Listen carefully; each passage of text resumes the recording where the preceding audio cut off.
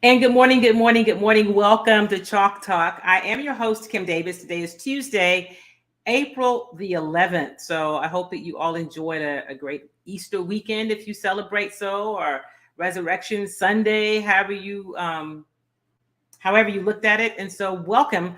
I'm glad that you decided to spend part of your Tuesday with me. If you're watching it on the podcast later, on the replay, you are welcome too. All right, so listen. A lot has happened since we last visited, right? We have the Houston Rockets have officially parted ways with head coach Stephen Silas. Felt like that was going to happen, but it is official. He is officially not going to be the head coach. They're not going to pick up his option.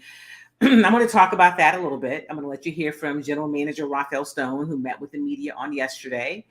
And we'll talk about what's next for this Rockets team and how good is this team going to be moving forward, right? They're still going to be very, very young. Okay. Also, listen, we are how many days now? Today's the 11th. We're 16 days away from the 2023 NFL draft, the first round. A lot of excitement over on Kirby with the Houston Texans because they do have the second overall pick at this point if they keep it and don't move it. So there's a lot of possibilities. We had a chance to visit with head coach DeMeco Ryans earlier today, just actually about an hour ago. And so I'm going to let you hear from him. And then later in the show, our big interview is with a friend, Sam Alix. I'm excited that he's joining us. He and his wife are the co-founders of an organization called CHAMP. You're going to learn all about that. It supports veterans. And we're going to have a conversation about CHAMP and veterans. And I cannot let you get out of here. We're talking about a few of the big things happening in the news world this week, especially for those of us who are in Texas. But these things that are happening in Texas really impact people all around the country. So with that, welcome. And as always, we have to remind you about the people who support this work that we do. We start with our good friends over at I Love Jinka. You may have seen them if you're in the Houston area on a local morning show this week. It is a product that's great for inflammation. It's great to help you combat inflammation. It helps with other issues also, like blood pressure, high blood pressure, and higher cholesterol numbers, and trying to control your A1C if you're diabetic. I Love Jinka is a great product to do it. If you are in Houston or Southeast Texas, you can get it at HEB. If not, you can go to their website, ilovejinka.com. But if you happen to be in the Houston area or in Southeast Texas, I say, and soon to be expanding even beyond this area, this is where you can find it in HEB. Here at HEB, in the Healthy Living Department of Probiotics, you can find Jinka 7 days a week. Yeah. Look at a lot of Jinka sale. Look at that.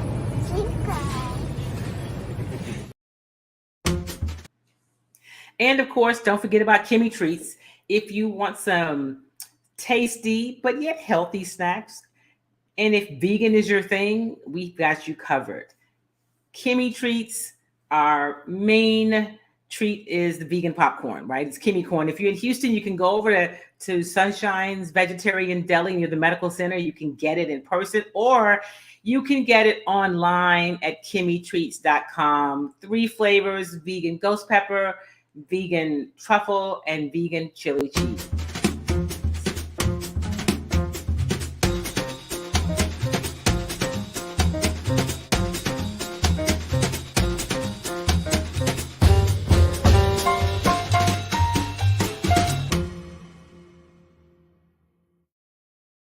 And you've heard me talk about the African American Male Wellness Walk for actually a few months now. Well, this is the week. Saturday is the day, right? It is going to happen this Saturday at Texas Southern University. I'm inviting you out. It's free. It's open to the public. The health screening starts at 7 a.m. The walk will start with a little presentation from the stage at 9. It's going to be a lot of fun. And the good news is it's supposed to rain in Houston, but not until later in the day. So come out, get your walk in, and be a part of something really important. check it out. Please join us along with Honorary Chair Mayor Sylvester Turner Saturday, April 15th for the inaugural AAMWA Walk to Save Lives. The African American Male Wellness Agency is focused on shrinking the growing death rates among our black male population. On average, black men die 12 years sooner than their white counterparts. With your help, we can close the gap. We'll have free health screenings and family fun activities. Booths open at 7 and admission is free. Join us and save a life. So that's this Saturday. As you see, Mayor Turner is the honorary chair, and he's been talking about it all over town because he knows the importance of these health screenings. So I'm encouraging you to come out. I'm going to and bring a friend or 2 or 3. Bring your kids. If you are a woman, you may say, well, it's for men. It's for everybody. If you know a black man, if you love a black man, bring them, come support them, get them to come out and be a part of this walk.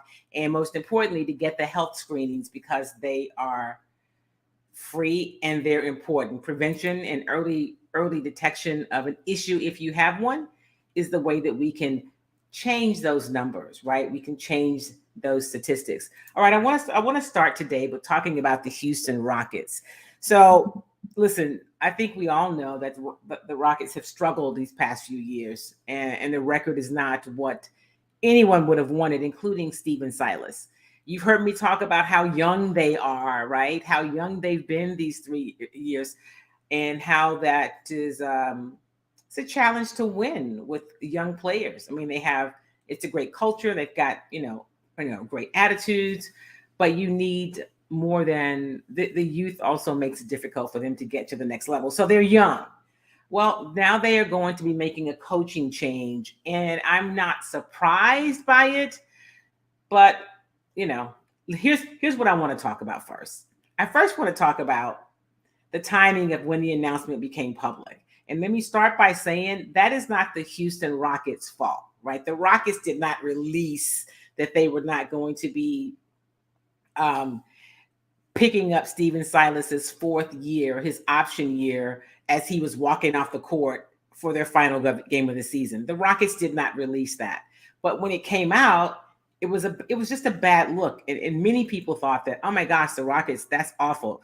I thought it was distasteful and disrespectful, not of the Rockets, because they didn't release it. But here's how it goes. And so I want to always give you all the background on how some of the things you see happen. So as you know, we live in a world right now where it's all about, in media, being first, right? I want to be first. Clearly, it seemed to me that Coach Silas may have known that they were not going to pick up his option year, perhaps, but it wasn't official. And to be hit with it coming off the court, or before he even got into the post-game press conference, for it to have been tweeted, right? For his players to be in the locker room seeing it on their phones before he had a chance to talk to them, I thought was distasteful. And that's what I said.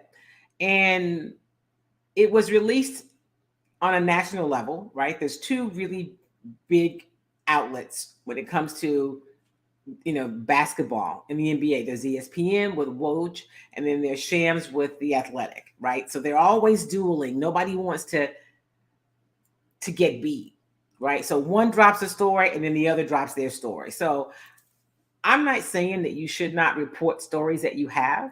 I get that being first is important on some level, but here's my challenge. When we take the humanity out of what we do, I think we're not doing what we're supposed to. I have always believed that my job as a journalist is to tell accurate and professional and fair stories about people. And I'm telling those stories to people. So if we take the people piece out of the equation, we're missing it. And that's what I think happened on Sunday. I think it's unfortunate. So I wanted to start really talking about that, because that's really where we are. It's so important that, let me just drop it. It doesn't matter how this impacts anybody. And I will say this, I've never met anyone who has encountered Stephen Silas that didn't like him. I mean, you will even hear from Rafel Stone, the general manager, talk about, what a great guy he is and how he He makes people better. I mean, he's not a guy that you want to, kick in the teeth like that, to me. And so sports can't be that important. Being first can't be that important, because is that what it's come to? And I know the answer. Yes, that is what it's come to. And if that's, we make decisions about how we move. And I just think that was unfortunate. So I wanted to start the program with that. And then I'm going to let you hear from Rafel Stone. So Rafel Stone did address the media yesterday. They don't have really a time frame on when they're going to hire. They want to hire this coach. They just want to get it right. And he talked about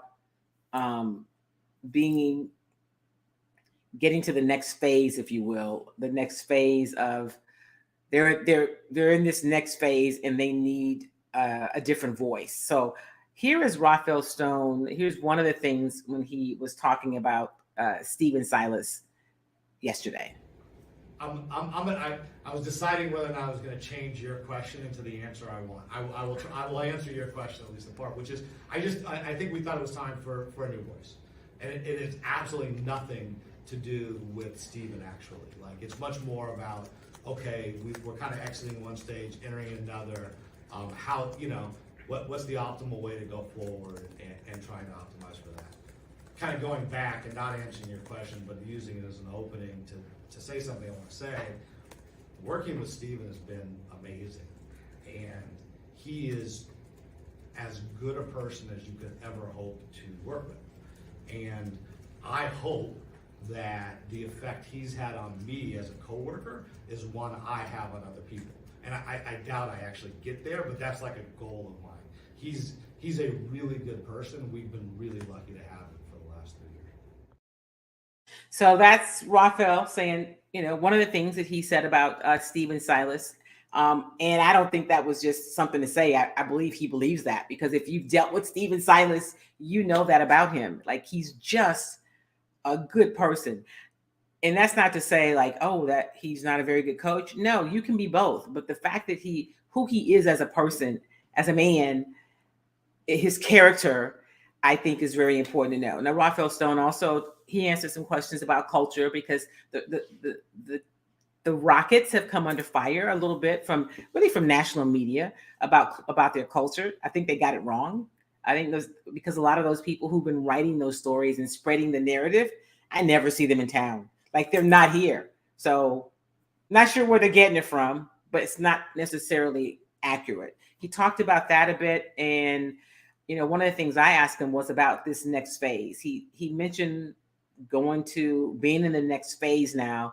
And I asked him to talk about that a little bit. What is this next phase? And previously, like last year in the offseason, neither he or Tillman wanted to quantify what success looks like. And that doesn't mean like a number of wins or losses, but is there a universe that you can give that says this is how we determine it? Because it's always based on numbers. I think it is. So here's Rafel talking about speaking to both of those things. I don't know, is the answer to the question. Like, what I would say is that, and Steve and I actually talked about this, like, I know you guys all know him. He's a good guy. He's such a smart guy. I will speak for myself. It isn't fair that I have this job. There are millions of people who want my job. I have it. I got lucky. I got it. The circumstances under which I received it, there's some really good circumstances. There's some challenging circumstances. That's just reality. And that's the reality of our profession. Anybody who's involved in the NBA, whether as a coach, as a front office person, as a player, we're all really lucky and blessed. I'm speaking for me here, right? And so this notion of what's fair or not, life isn't fair, right? And so I would never complain to anybody that, well, if only I had player X, or if only player X had been in this draft or whatever. That's just not the way it works, right? Stephen did a great job representing us and representing himself and teaching our young guys. He is proud of himself, and he absolutely should be. that's kind of what I got for you. In terms of the next coach, they're much more than Stephen did. They're going to know exactly what they're walking into. We'll have free agency and everything to go in with them, and we'll have some draft picks and everything else. But we have a young core of guys that I think are very, very likely to be with us for the next year or two, and we're going to get to wherever we get to, and that coach will have an enormous impact on it. Okay, so what I didn't say before I played that clip, the question, that particular question that Rafel was responding to was, is it fair that now you're talking about these resources and building a roster and bringing in veterans that Stephen never had those things to work with? And that's what his response. He's talking about how, well, it's not fair that I have this job, and it's, life isn't fair. I mean, that's what it was. I wanted to give some context, if you will, to the response. And now this is him talking about where they are in this next phase. It's a very double-edged sword, so I'm not going to do that today. I do think that, like I said earlier, we're entering into a phase where we can actually participate in free agency, where we have salary cap flexibility, where we have young players who've become accustomed to this league. The rookies have played a year, the second-year guys have played 2 years. It's a different stage, and we're going to have to integrate the whole. There's going to be unique challenges to it that didn't exist in the past. But I do think, it's all, we don't control our draft pick next year unless it's top 4 protected. But that kind of by definition means you don't control it. So the goal is very much to field a materially more competitive team, one that is growing in a way that we think is going to lead us to where we want to go, which is ultimately a championship. And so ultimately a championship. I feel the same way for different reasons about where this Houston Rockets team is and the Houston Texans team is. The Houston Rockets will still be very young, right? Unless you're going to get rid of all these guys that you brought in the past 2 years, you're going to be young. So you're going to have youth, and perhaps you will go out and get a veteran. Hopefully it's the right veteran. You'll get a coach who has the right voice and all of it works, but they're not going to be, I don't know how much better they'll be, right? They can be better, but they're going to be young. So if youth has been one of the challenges, I just want to be clear about they are still going to be a very young organization. We'll see what happens, right? We'll see what, I'm removing this so I don't play it again. We'll see what happens in terms of where they pick in the draft, right? When the lotteries comes out, to see which pick they have. And when he talked about next year's pick being protected, I think the point of that piece of conversation is that this is a year that they need to, really make more than an incremental jump in terms of their progress, and so being competitive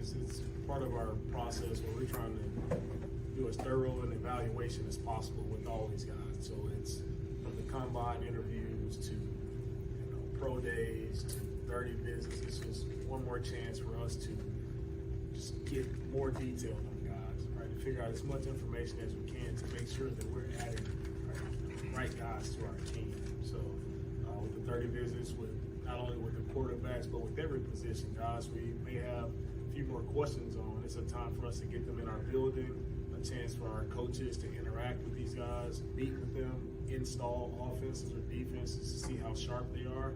So it's just part of the entire process. Been happy with the 30 visits. We had a lot of really good guys in, a lot of really great men, great young men in our building. So it's been fun getting to know these guys throughout the process.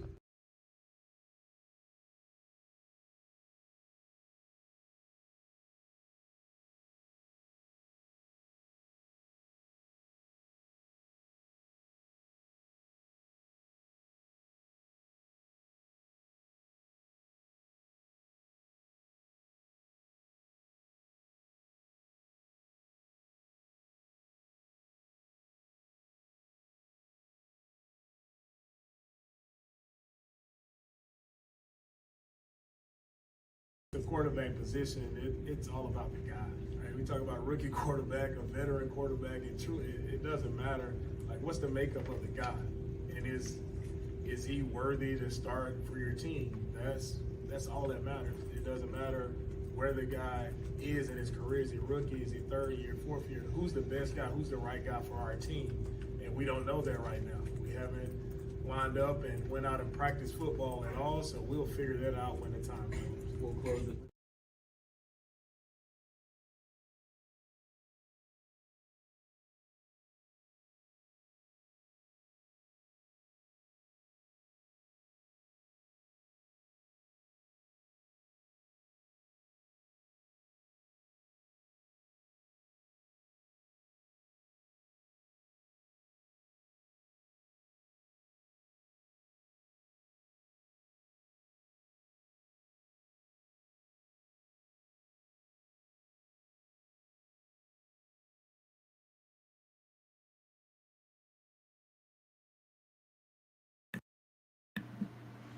Okay, how is that? I appreciate you, Charles. I should have been looking at this all along. Good morning, good morning. That should be it. So tell me if you can, let me go back to this. Back. Okay, thank you so much. I appreciate it. Listen, Charles, you make a great point. They hired a coach with little to no opportunity to be successful. And just when there was a chance to turn things around after this draft, they fired him. Exactly. And that's the whole point. Like, this thing about, with Stephen Silas, you sit in one hand and you talk about what a great person he was, what he meant to the team, how the players responded to him. But then you basically say, hey, you know what? Life isn't fair. It's not fair that I have this job. That's what Rafel said. It's not fair that I have this job, but I do. And you have to basically play the hand that you were dealt. I agree with that to a certain degree, right? You do have to play the hand you're dealt. But let's not pretend that unless you're going to get rid of all these young guys and start over yet again, that you're going to be a whole lot different next year. Because you're going to be young. You can be better. And of course, if you get Victor, everybody, if they get the number one pick, obviously it's clear they're going to select Victor, right? But if you get him, so are you either going to have to get rid of Jabari or Alpine? You won't keep them both. And then if you get the other guy, if you get Scoot, you probably won't keep KPJ. So there's going to be some changes. And then you're going to be kind of starting this rebuild, in my opinion, one more time. So I am not... Listen, I'm all about giving people the benefit of the doubt. I'm still holding on to see if Nick Caserio is going to prove me wrong, that he is the guy to lead the Texans in this rebuild. I don't know that yet. We'll see what he does this offseason. I mean, they've made some good moves in terms of free agency. We'll see what he does with the draft. And if he really gives DeMeco Ryans and his staff something to work with, Charles says that is the same formula the NFL uses with black coaches. Charles, let me tell you something. The Silas situation, and I want to remind people, when Stephen Silas was hired to coach the Houston Rockets, he was hired to coach a team that had two former MVPs on it, Russell Westbrook and James Harden. And both of those guys signed off on him. So they didn't leave because of Steven, but Russell decided, I don't want to do this. I don't like Tillman. He's a Trump supporter. I'm paraphrasing. That's part of it. And James is trifling. Okay. I'm out. So they had to do a deal and move Russell. And I don't think James had fallen out of love with Westbrook too, because he does that, right? We've seen this story before. And then James was like, yeah, we're not very good. I don't want to be here. I'm out. So you go from this playoff team, right, with a new coach to a lottery team, injuries, COVID. It was just a lot. That's how he started his tenure with this Houston Rockets organization. And then he started you got draft picks, right? But they're young. You cannot coach experience. And so let me leave you with this about the Houston Rockets for this part of the show. Their starting five, the average age for the Houston Rockets starting five is not only the youngest in the NBA, it's younger than some of the teams that were in March Madness. So when I tell you they're young. They're really young. So it will be interesting to see what happens, right? Exactly. And he stayed, right? So I don't know that it's okay to just say, it's not fair. Life isn't fair, which is what Rafel said. So we'll see. So I'm excited about bringing in our my big interview for the day. We're going to go to that in just a second. But first, I got to just shine a little bit of light on Texas Southern University. Their cheerleading squad won the national competition, and it's the first time that an HBCU has won this competition. So for those who don't know, because I have a very good friend who's into the whole cheerleading competition thing. And she used to say to me, cheerleading is a sport, Kim. It's a sport like all the others. Now, I'm not going to go that far, but it does require a lot of work. So I want to show you a little bit of the TSU. Here we go. Cheerleading team.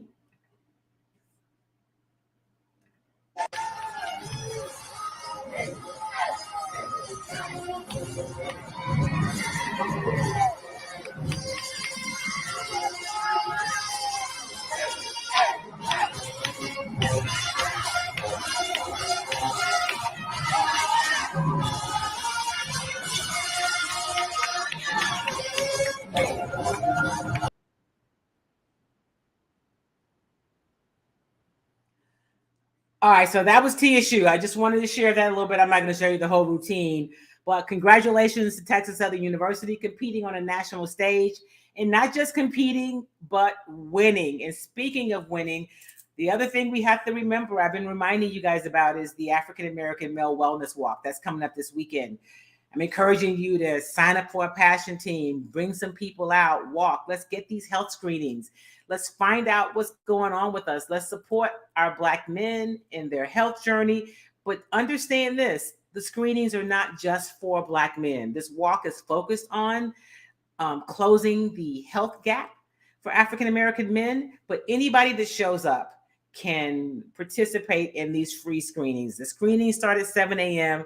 The walk starts at 9. Please join us along with Honorary Chair Mayor Sylvester Turner Saturday, April 15th for the inaugural AAMWA Walk to Save Lives. The African American Male Wellness Agency is focused on shrinking the growing death rates among our Black male population. On average, Black men die 12 years sooner than their white counterparts. With your help, we can close the gap. We'll have free health screenings and family fun activities. Booths open at 7 and admission is free.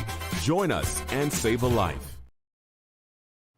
Welcome back. You're listening to Chalk Talk. I am excited now for the next part of our program. It is the big interview. And today I have a friend who just really got introduced to Chalk Talk recently and agreed to join us on the show. I want to welcome in Samuel Good morning, my friend. How are you? Good morning. Good morning. How are you, I'm Kim? good. I appreciate you being here today. So, yeah, Dr. Muhammad, Minister Dr. Muhammad says close the gap. Absolutely. Thank you, my friend. He is one of the people who has been out spreading the word, has been an ambassador, has been a part of the planning committee, and has been reminding people about the importance of the work. And Sam, one of the things that the minister has reminded us of is when the Million Man March took place, it was really Black women that supported and encouraged and pushed Oh, Black men in their lives to be a yes. part of the walk. Yes. And he's Yes. encouraging us to do the same thing. So I appreciate that.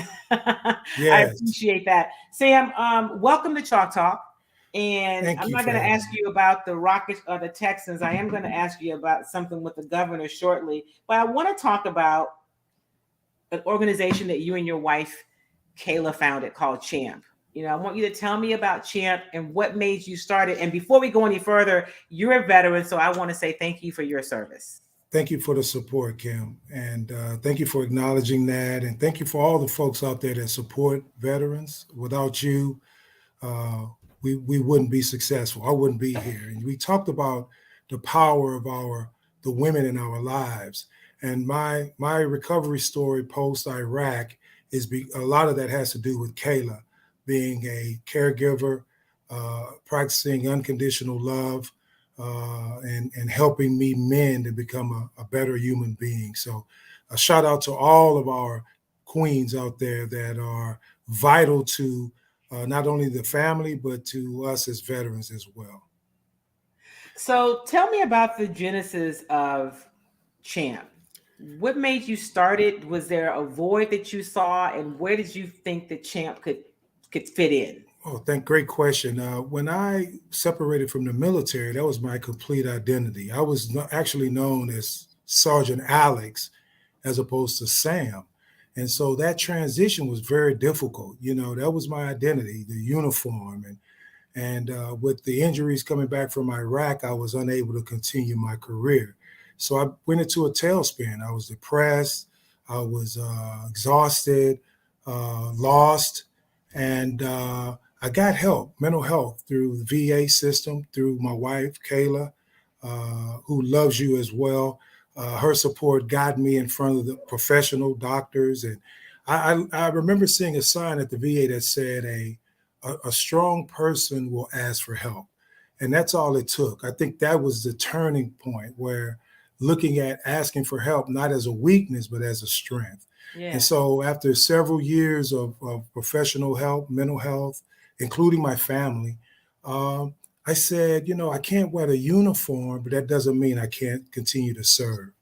And so we started CHAMP. And even before we became a 501c3, we were doing the work. Because I figured, I can go help one person.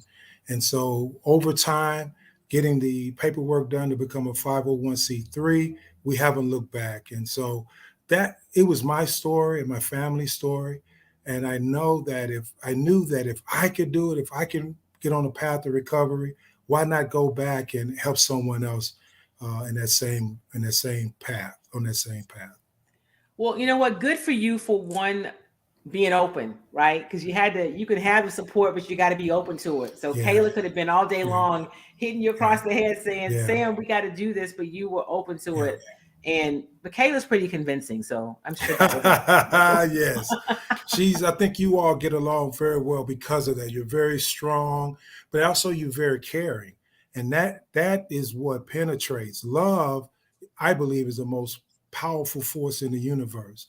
So any barrier that I had, she was able to penetrate it. And I would say this also. We talk about this in recovery, that a broken clock is right twice a day. Yeah. And so when we see those opportunities, when a person is willing and able and want change, that's when you jump in and say, hey, let's go at that moment. That's the way to do it. So I want to talk a little bit more about CHAMP. So you said, you know what, I've come back. This is my journey. Mm-hmm. I'm doing the work. What did you guys start CHAMP to do? And tell us some of the work that you do with that organization. Okay, that's a great question, Kim. You are so good at this. Thank you. I believe that it was a passion and a calling. And so I became willing. We had the mission statement, of course, and that was to help others uh, on the path to wellness and recovery and suicide prevention.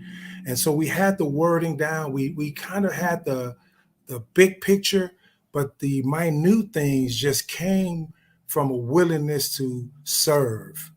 You know, Dr. King said anyone can be great because everybody can serve.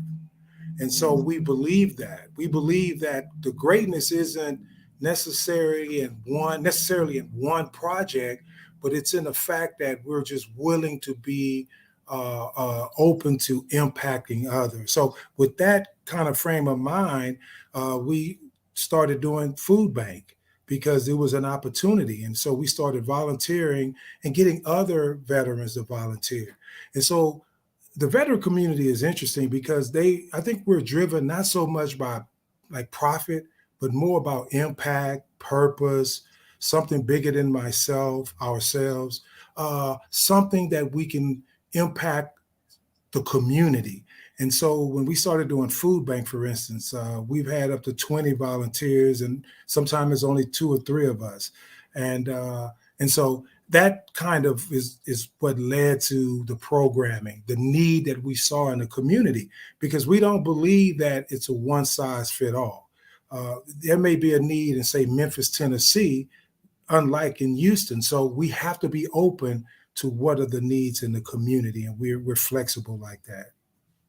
What did you find locally in this area that you said, okay, this is a place that we can stand in the gap for these veterans, and these are some things that we offer? What are some of those things? Great question. We had a huge homelessness problem here, and I do a shout out to President Obama and his team with addressing it. At one time, I think the number of homelessness for veterans was 1 in 4. That is now down to 1 in 10. So that was a huge issue. But another issue was just going out and connecting with the veteran, because oftentimes veterans will not ask for help.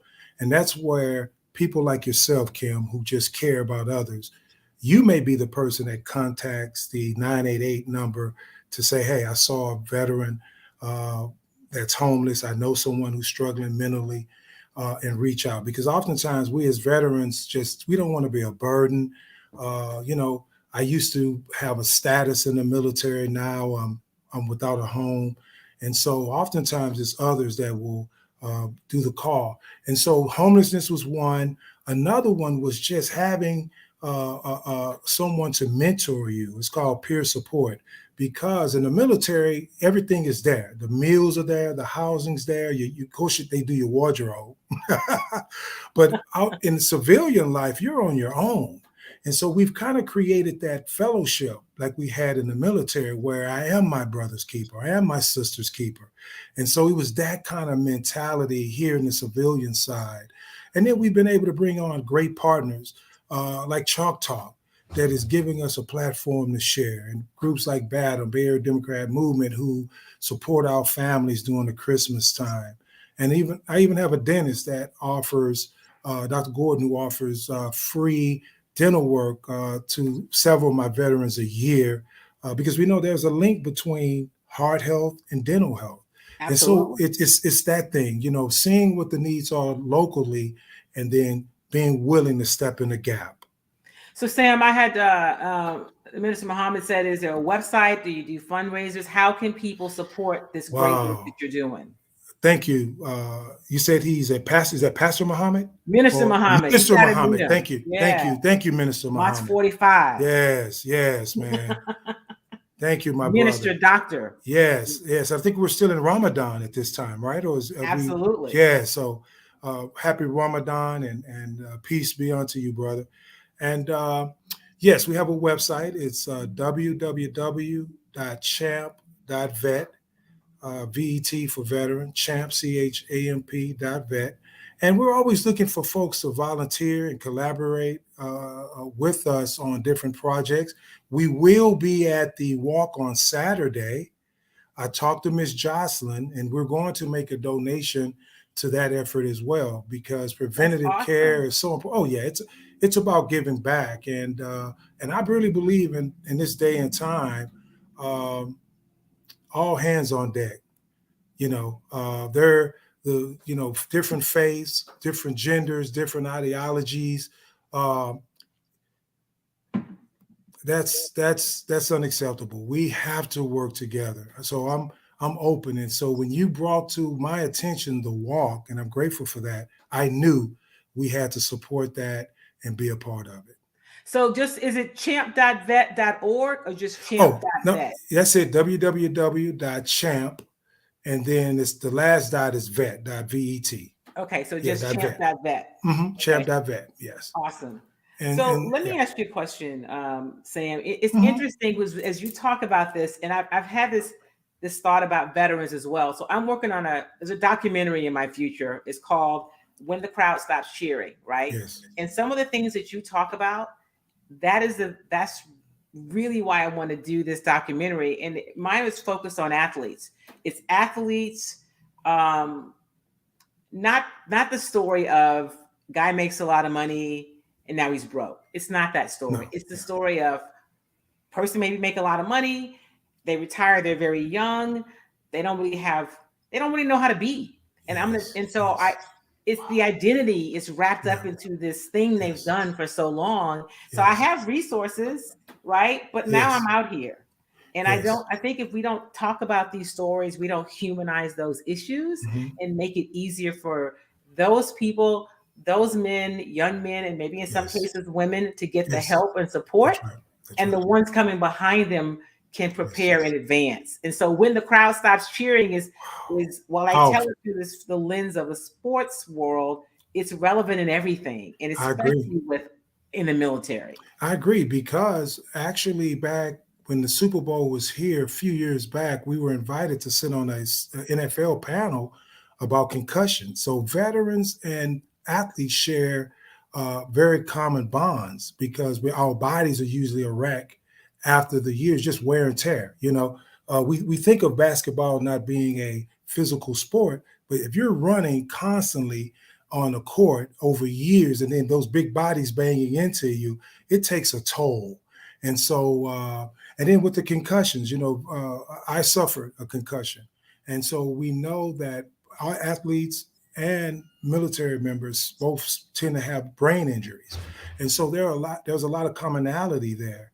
And so sitting on that panel was very important. And we also know that there are a lot of folks that have served in the military also have served in the NFL. I remember a gentleman that was a linebacker for the Pittsburgh Steelers. The Cardinals? Oh, yeah, definitely. Tillman, who passed away in combat. He was KIA. Yeah, he was in Iraq or Afghanistan. I think it was Iraq. And so we do share some common bonds. And so you're right. And losing that identity is a big one. Going from sergeant, going from colonel, going from captain to, okay, who am I now? And so I think who am I now? Who am I now? And so what we do is we reach out to those folks and let them know that you're still needed. You're still valuable. We need you to continue to serve in the community. So we want to keep them plugged in and help them find purpose. And for us, a lot of times that purpose is in serving others. There is no greater purpose than serving others. And so a lot of veterans, I relate to that. I'm talking with Sam with the organization of CHAMP. He and his wife Kayla are my friends, and when I heard about the organization, I thought you got to come be a part of Chalk Talk, right? Thank you so much. Interview. The veteran piece obviously is really interesting because veterans don't get enough support, right? We just can't say it enough. But I want to pivot for just a second, because you also, and I found this out when I met you, you used to be a part of the Pearland Police Department. Right? Yes. Were you the first African-American in the police department? Yes, I was. I was the first Black What was police it like integrating the Pearland Police Department? Wow, that's a great question. I almost did not understand the significance of it initially. And I think that as a man of faith, I think that part was left off because it enabled me to just walk through it in a quiet confidence versus someone telling you what you can't do, right? So I believe that by not knowing the significance that of the moment, I just walked through with the support of my family. And I would say this, Rex White at UH downtown, where I went to the police academy, there was a poster and it had Pearland. The money seemed very well at the time. And I asked Mr. Rex White, rest in peace, Rex, he's a Marine veteran. He said, man, that's a great department, go for it. And I think he even knew that if I got on, I would be the first Black cop. But he didn't discourage me, and he encouraged me. And so with that, I'll never forget, I came out number one in my testing. I was high in the physical fitness. And I'll never forget when I went to pick up my badge, my ID, the young lady who was a dispatcher, she said, so are you a police officer? I said, yes, ma'am, I'm here to pick up my credentials. In Pearland? I was like, yeah. So, and I would say then after that, the chief of police at the time, Mike Hall, strong man of faith, he had a plot, and that plot was to make Pearland a more diverse community. And I had some bumps in the road, but I would look back fondly and say that it was more good days than bad days. And so I'm very fond of that time and the connections. I still stay in touch with some of the folks. And I think the legacy of that, not only opening the door for more Black officers to come after me, male and female, but I think the biggest legacy was working with the youth, because I was able, and some of them, their 30s now, still stay in touch. But I think that was my lasting impact in that community, was reaching out to the youth and letting them know that as a police officer, and I apologize. It's all right. Officers are supposed to be your friend, because the community should not fear the police. The police should be there to protect and serve. And there'd be so many less criminals if at a younger age we impacted them. And so I was very fortunate. My parents always respected officers, and the officers that I encountered respected me. So I think that as a nation, if we move more toward serving and giving people the unconditional positive regard is the word. In other words, when I see you, Kim, I think the best of you. I love those glasses, by the way. You look so beautiful.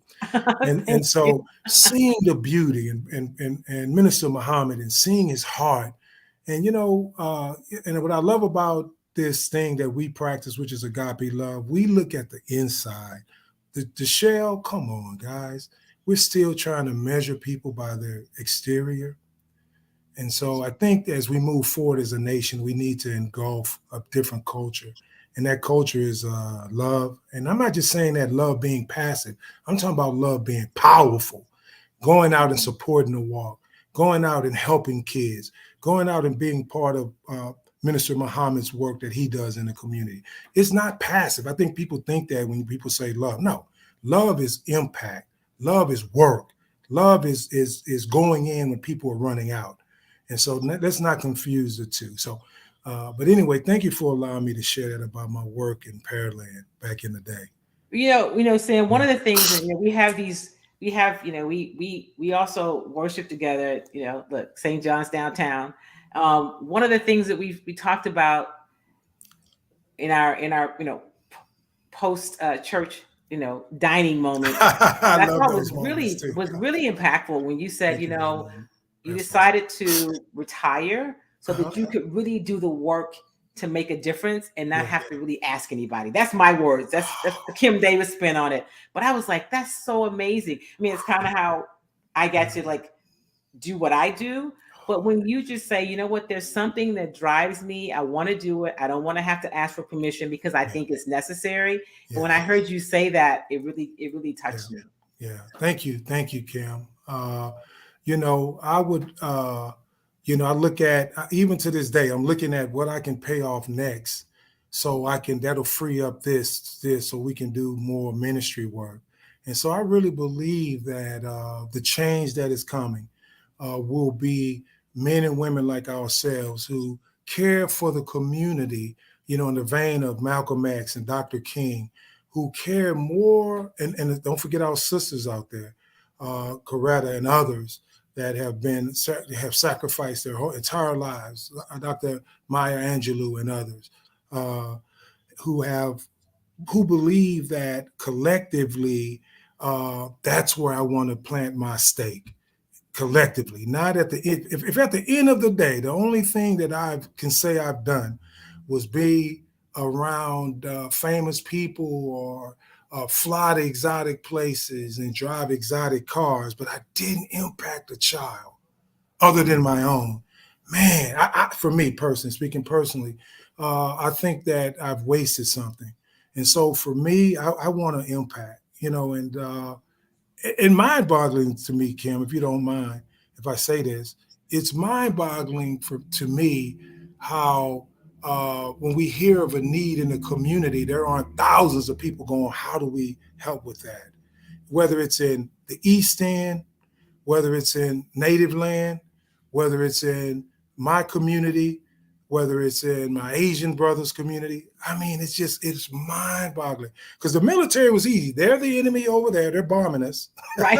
but the idea that a fellow American is my enemy, look how strange. Even my mind can't wrap around it. Yeah. My mind can't, but I'm beginning to. I have to, but it's mind-boggling, Kim. For my sister, you as my sister, to have a need and me as your brother to even think like, no, what can we do?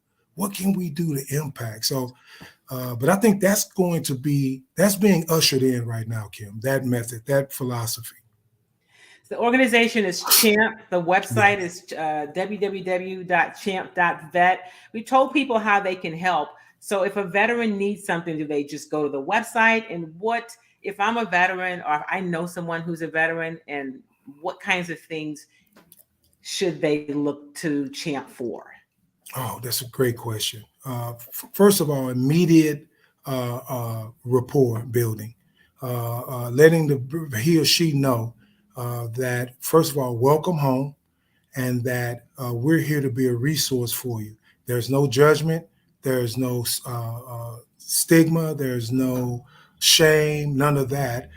And then from there, getting information. If it's something outside my scope, we have our VA partners that we work with. I don't know if you've met Mr. James King yet over at the VA. He's peer support, mental health. He's a powerhouse. I mean, and so for our female vets, we have folks like Dr. Jones, who's she's a Marine veteran, and she's on the Mayor of Houston staff in the military veteran liaison office. So we have resources that's part of our team to take care of both physical and mental health needs. Of course, the 988 number, there's always 24/7, not only for the veteran, but for the family and anyone that sees a veteran in crisis.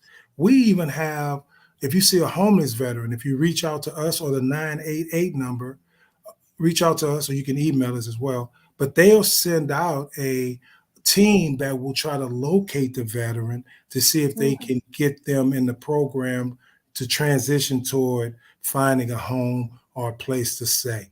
So may I leave my email as well? Absolutely. I'm going to put it in the comments. So you give me the email and I'll post it. Yes, it's info@champ.vet, V-E-T, info@champ.vet.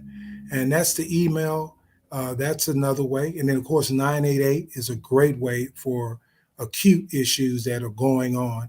And we have partners like Pathway to Serenity, Mr. Owens. We've sent veterans there for substance abuse support. And a shout out to Pathway to Serenity because they've never turned me down, for veteran and non-veteran. Mr. Owens and Mrs. Owens, they'll simply say, send them, Sam, we'll make room. And so when you have folks out there, and on top of that, he'll say, we'll work on the funding later. It's about saving lives. So when you have folks out there with that kind of mindset that, our source anyway isn't people. Our source is a spiritual source, and now he uses people often, but our source is supernatural. So I believe that I have to operate in that faith walk and be a light and those funds and things that we need, of course, supporters that can donate. But in the meantime, we're not going to stop doing the work. Right. We're not going to stop doing the work, because if we waited for the bond to come through or the grant to come through, Right. we're losing 22 veterans a day. Wow. And so I can't wait on that. I'm sorry. We got to go in. What was it? 2 spies? It was 12. And 2 said we can go in at once. Right. So that's who we are. We're Jacob and Caleb, who's Joshua and Caleb, who said we can go in at once, as opposed to, no, we can sit back and wait. No. We got to go in at once. Well, Sam, before I let you go, I just have a question. Did I see you on a newscast in the last day or two? Yes, I did. And was it Greg Abbott foolishness? Yes. My words, not yours. So I know that you and your wife are very active in the community and also politically. Yes. Can you share what that conversation was or what that clip was with our audience? And so interesting, Kim. Great question as we wrap. A 10-minute interview, you only get 30 seconds, right? That's right. But the overall thing was, we know that someone was killed. We know that someone went to trial, and we know that that person was convicted of murder. And so it came out that the person who did the convicted of murder is an Army vet. And so I was asked to give feedback on the governor saying that I want to pardon and go to the pardon board to encourage them or make them whatever, do the pardon and clemency and things like that. And so my thing was, think about it. The person, family lost a loved one. That's one trauma, especially through murder. Right. And then 2, the trial. So you have to relive everything. Right. And then 3, you get a knock on the door from the media, potentially, right? If you didn't speak to the family first, right, and say, and they're like, well, how do you feel about the person just convicted of killing your loved one being granted a pardon? And so that's tertiary trauma. And so my thing to the governor was, sir, all due respect, because I respect I might not necessarily agree with you, but I respect you as the governor. And so with that being said, did you speak to the family? Did you talk to them offline and say, Mr. Because, they're grieving. right. And so, and I also said, we're told all the time to trust the system. And so we trust the system. The system said you're guilty. Now Right. use your appeal process. So trust the system. We're asked all the time. And so my last point, at what point do we get leaders that try to be a bridge builder as opposed to a wall builder? We need leaders that lead the entire community. That's like me as a police officer that get a call, I show up and that family is not of my race, and I go, well, I can't help you. Or Right. they're from a different sexuality or something like that. No, man, when you're a leader, you serve the people. And so I my hope is that we move forward. We get folks that care about the entire community. Wow. The entire community. That's the hope. So those are my 3 points. That, man, you got to care about everybody, man. At least publicly. Right.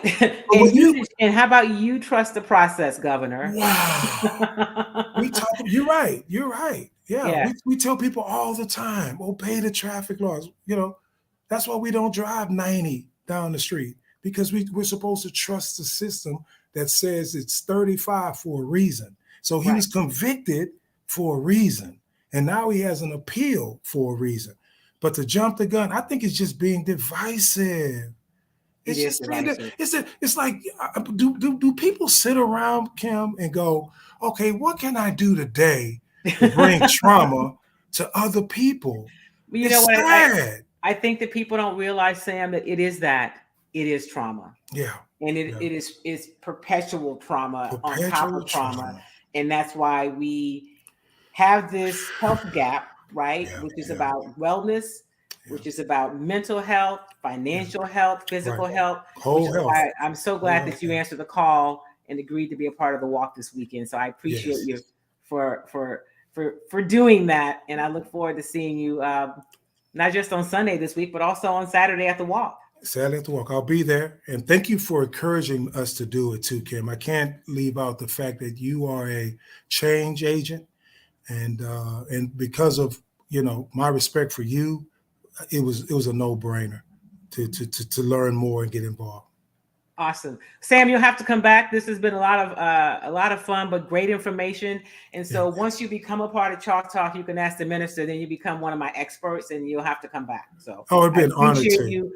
Thank you again for your service. And thank you for the amazing work that you're doing. Thank you. Keep us in your prayers. Thank you so much, Kim.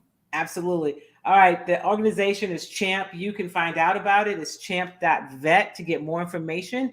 Encourage you to, if you need the help, to reach out. If you want to help, to also reach out. And I want to remind you one more time about the walk this weekend.